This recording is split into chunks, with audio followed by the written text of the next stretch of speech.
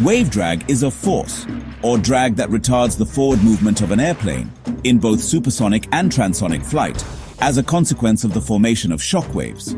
Wave drag is caused by the formation of shock waves around the aircraft in supersonic flight or around some surfaces of the aircraft while in transonic flight. In cruise, most civil jet aircraft fly in the Mach 0.75 to 0.85 speed range. Shock waves are typically associated with supersonic aircraft. However, they also form on an aircraft traveling at less than the speed of sound. This occurs on the aircraft where local airflow is accelerated to sonic speed and then decreases back to subsonic speed. A shock wave and associated wave drag forms at the point the airflow becomes subsonic. This is common on aircraft airfoils. As the aircraft continues to accelerate, the area of the wing experiencing supersonic flow increases. The shock wave moves further back on the wing and becomes larger.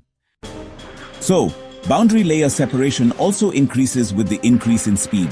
And if the speed is allowed to increase beyond the limiting Mach number, well, severe buffeting, Mach tuck, or even what's known as upset, which is a loss of control, may occur.